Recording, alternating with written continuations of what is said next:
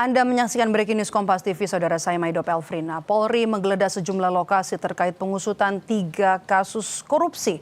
Lokasi yang digeledah adalah rumah di wilayah Sentul, Bogor, Jawa Barat dan juga sebuah kafe yang berada di wilayah Cipete, Jakarta Selatan. Dari penggeledahan, polisi menyita sejumlah uang tunai dalam pecahan mata uang asing dan juga emas batangan.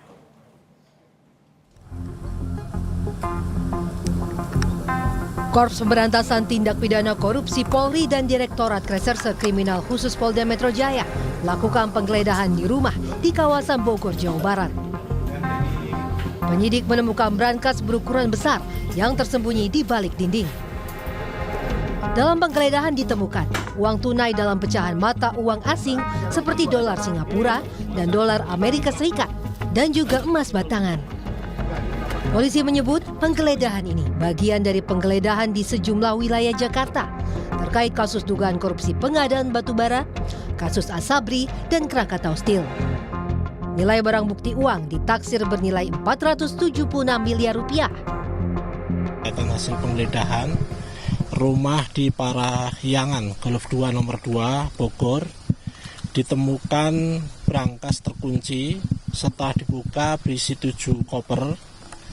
Yang pertama 74 kg emas batangan, kemudian 4.767.300 USD, kemudian 14.083.800 SGD, kemudian 100 juta rupiah.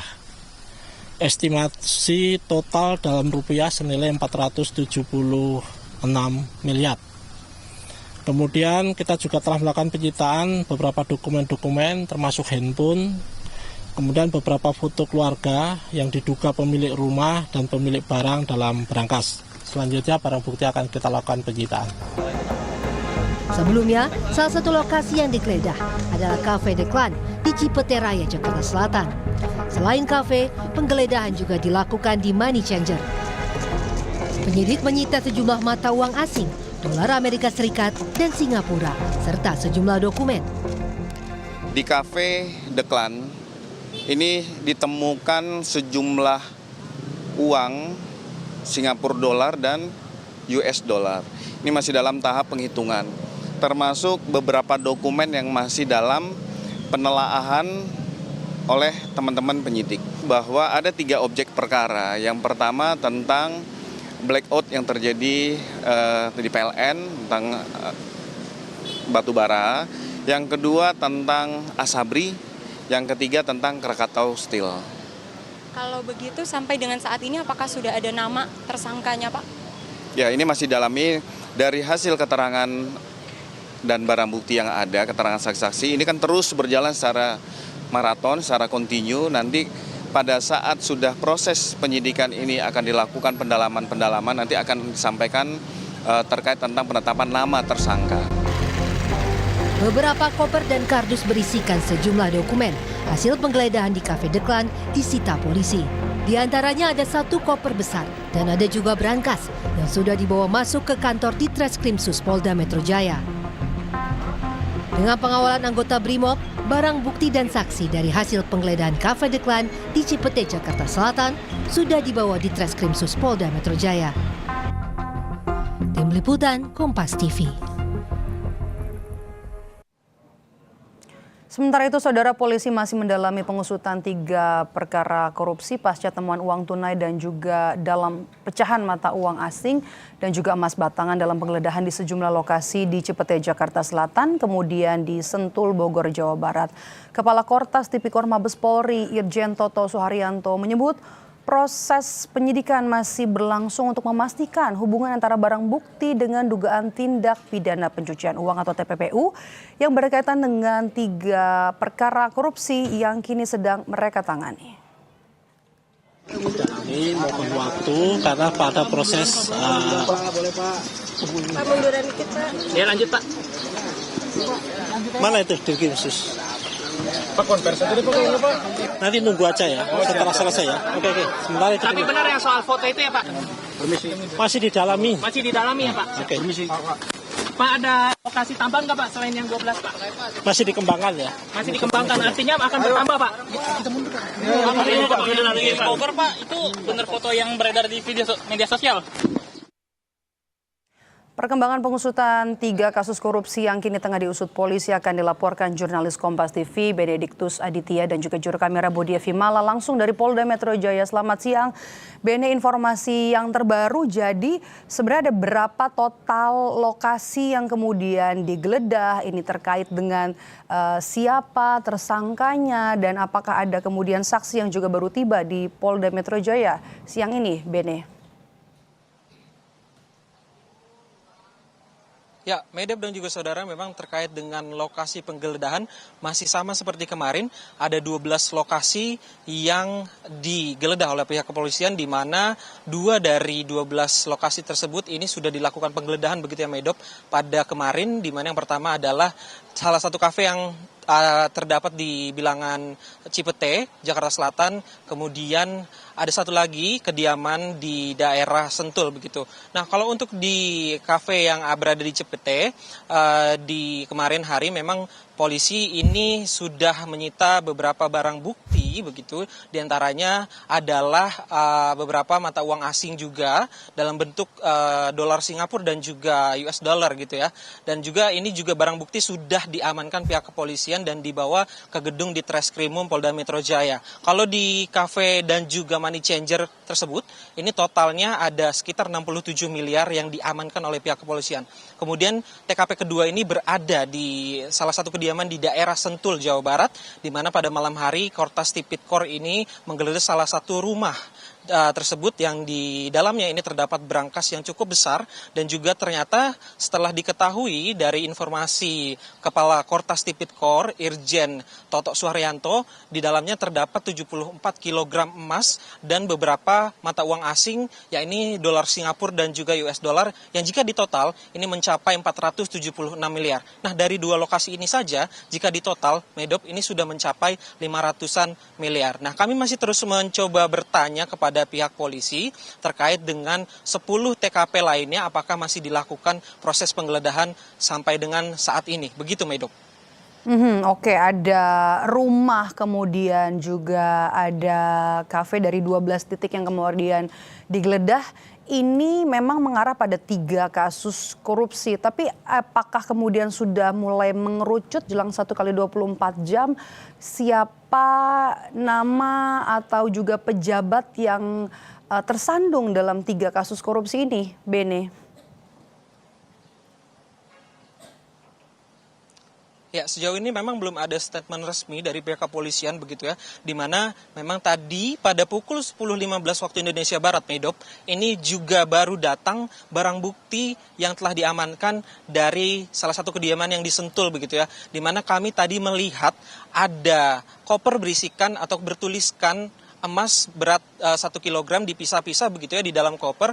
Kemudian juga ada figura foto, ada sekitar 3-4 figura foto yang diamankan langsung masuk ke dalam gedung di Treskrimum Polda Metro Jaya. Kami tidak bisa melihat foto siapa yang berada di siapa yang ada di figura tersebut begitu, dan belum bisa memastikan terkait dengan update selanjutnya karena kami hingga sampai saat ini masih menunggu informasi dari pihak polisi. Begitu, Medok. Jurnalis Kompas TV Benediktus Aditya dan juga juru kamera Budi Vimala melaporkan langsung dari Polda Metro Jaya. Sementara itu, saudara, terkait penggeledahan oleh polisi di 12 lokasi, Kabid Humas Polda Metro Jaya Kombes Budi Hermanto bilang pengungkapan 3 kasus korupsi lewat penggeledahan di beberapa lokasi di Jakarta dan juga di Bogor mendapat atensi dari Presiden Prabowo Subianto dan dijalankan oleh Polri. Ini kaitan tentang dugaan korupsi blackout batubara PLN, Asabri, dan Krakatau Steel. Ini merupakan atensi Bapak Presiden untuk dugaan-dugaan kasus korupsi menjadi perhatian kepolisian untuk melaksanakan pengungkapan dan proses penyidikan. Rangkaian penggeledahan ini bagian dari proses penyidikan di dalam mencari, mengumpulkan barang bukti untuk pemenuhan dalam proses penyidikan. Sementara itu pakar hukum tindak pidana pencucian uang Yenti Garnasih bilang barang bukti yang disita polisi usai menggeledah sejumlah lokasi terkait pengusutan 3 kasus korupsi termasuk dalam kasus TPPU. Berikut analisisnya untuk Anda. Ini menarik, kemarin ada penggeledahan di sejumlah tempat, ada cafe, money changer, ada juga di rumah di kawasan Bogor. Nah, sebetulnya dari tempat-tempat tersebut apakah bisa diindikasikan ini memang untuk membuktikan kasus TPPU, Ibu? Atau ada secara khusus begitu? Ya, ini kan ada penggeledahan. Kalau penggeledahan tentu kita tahu ini kasus apa dulu ya kan, sehingga di tempat tertentu digeledah dan kemudian ditemukan seperti ini besar sekali kan. Ya ini sangat mungkin memang ya ini memang TPPU gitu ya. Hanya bisa nggak kita mencari bukti. Dan begini, memang TPPU itu muncul tahun 1980-an dalam peraturan di dunia itu adalah justru kadang-kadang dengan adanya harta kekayaan yang sangat mencurigakan, yang tidak sesuai dengan profilnya, itu TPPU. Terus nanti kita lihat, terus penyidik bekerja, ini dari mana? Tadi disebutkan apakah betul? Nanti kan ada ini ya, kalau ini kan kelihatannya sudah ada kasus ya, blackout, PLTU, dan Asabri dan Krakatau Steel. Dan ini orang-orang tertentu tentu berkaitan dengan itu kalau disampaikan seperti itu. Jadi kalau seperti ini pasti TPPU. Pasti TPPU. Hanya sekarang masalahnya bisa nggak?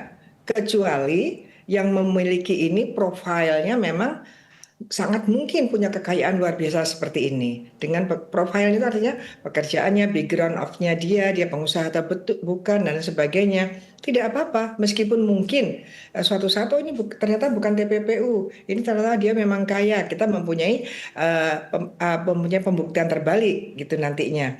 Tapi memang begini, sebetulnya polanya seperti ini. TPPU itu harus diterapkannya bukan menunggu kejahatan asal, menerapkan ininya ya, penyelidikannya ya. Bukan kejahatan asal, bahkan kejahatan asalnya sudah ada, jelas-jelas penegak hukum mengatakan mengalir tapi TPPU-nya tidak ada. Artinya TPPU kan memang kata kuncinya tracing the proceeds of crime ya, follow the money ya, mencari uang, follow the money dari hasil kejahatan, terutama korupsi. Karena kenapa? Karena di dalam UNCAC itu jelas di artikel 14 setiap korupsi negara-negara itu harus melihat kemungkinan besarnya TPPU dan gak usah segan-segan menerapkan TPPU kalau memang antara lain dengan 2 alat bukti awal dan antara lain profil si pemilik itu dengan harta yang banyak ini, dengan profilnya, dengan pekerjaannya, dengan bagaimana dia berkegiatan, lifestyle-nya dan sebagainya. Kenapa terjadi seperti ini? Ini adalah bentuk dari kalau harusnya mengembangkan ke TPPU, begitu, Mbak. Oke, sangat mungkin TPPU. Lantas kalau dilihat dari beberapa barang bukti yang kemarin juga sudah disita, bahkan ada emas batangan sekian kilogram. Sebetulnya kalau dari segi barang bukti, Bu Yenti, apa sebetulnya yang umumnya dicari penyidik dalam melakukan penggeledahan dalam kasus TPPU itu? Biasanya penyidik, kalau ini penyidikan Kortas Tipikor ya, korupsi. Kalau korupsi kan bisa orang-orang yang sudah memang masuk bidikannya, sudah dalam strategi penegakan hukum, dia mendapatkan orang ini harus digeledah rumahnya dan sebagainya dengan aturan hukum yang ada, tetap berdasarkan aturan yang hukum yang ada. Itu kalau korupsinya duluan, itu semuanya yang ada di situ pasti digeledah semua, pasti digeledah dan disita. Nanti dia pasti begitu. Nanti bekerja berikutnya langsung kita lihat, disisir lagi mana yang harus dikembalikan. Tapi ya jangan seperti KPK dulu digeledah, diambil semua sampai uang-uang kecil pun diambil, itu kan nggak manusiawi juga. Tapi yang kelihatan kan, bahkan kalau misalnya ada toko, ada apa, harus di police line dulu ya. Kalau perusahaan ini harus kita punya kiat, makanya harus punya Asset Recovery Act. Misalnya ini perusahaan, misalnya ini restoran, misalnya ini kafe. Kan itu ada tenaga kerjanya, ada SDM-nya ya. Itu bagaimana caranya negara sudah mempunyai mekanisme meskipun itu dalam sedang menjadi alat barang bukti, tapi jangan menimbulkan PHK dan sebagainya. Jadi itu banyak itu cara, apakah mau diambil dikelola negara, apakah mau dalam pengawasan negara, apakah dalam pengampuan negara untuk agar perusahaan ini, toko perusahaan ini atau entitas ini tetap jalan. Itu penting. Kecuali kalau memang sudah dapat bukti yang sangat kuat bahwa perusahaan ini, kafe ini, misalnya mall ini adalah betul-betul semuanya kemungkinan dari hasil korupsi. Nah, itu langsung nanti akan disita semuanya, ya. Tapi tetap negara memikirkan bagaimana SDM-nya, bagaimana nilai dari perusahaannya, nilai dari entity itu supaya tidak turun. Nah, ini yang kita kadang-kadang ceroboh ya, main asal aja tanpa ada mengelola barang bukti, mengelola yang disita. Ini adanya yang akan lengkap di Undang-Undang Perampasan Aset. Ini yang kenapa negara nggak mau gitu. Oke, Bu Yenti, ini kan juga disita ada sejumlah dokumen keuangan, kemudian juga ada perangkat elektronik dan juga data transaksi. Ini seberapa penting dalam membuktikan dugaan TPPU, termasuk juga aliran dana hingga mengetahui siapa aktor utamanya dari kasus TPPU tersebut? Ya, paling penting itu bukan barang bukti. Kan alat bukti itu kan macam-macam ya, termasuk surat. Surat itu ya itu tadi, dokumen dan sebagainya itu surat. Barang bukti adalah barang-barang yang ada di situ ya, bagian dari alat bukti tadi. Yaitu ada barang bukti yaitu yang disita. Tapi alat bukti yang lain yang lebih penting selain keterangan-keterangan itu pasti dokumen, pasti surat. Itu namanya alat bukti surat. Surat itu nanti bisa jadi misalnya ada tagihan atau rekening atau alat elektronik letter ya, surat elektronik gitu ya, atau bahkan device dari online itu kan. Makanya kita masukkan di KUHP bahwa alat bukti termasuk juga alat bukti dalam sifat mikrofis, alat bukti yang ada dalam alat bukti online yang tadinya diatur di luar KUHP sekarang masuk di KUHP-nya karena itu ada nempel di undang-undang di luar KUHP. Jadi ini memang itu penting karena itu untuk pengembangan dan pencucian uang itu kita nanti jadi nanti harusnya bekerja begini strateginya penyidik ini. Saya nggak tahu juga ini Asabri yang mana, masuk terulang lagi ya. Asabri, Krakatau Steel, kalau PLTU oke, kita kemarin baru ini ya, PLTU jelas itu ya. Baru aja ini yang ke Asabri, Krakatau Steel itu disampaikan. Ini bagaimana? Karena dulu pernah ada Asabri, ada juga Krakatau Steel misalnya. Yang mana?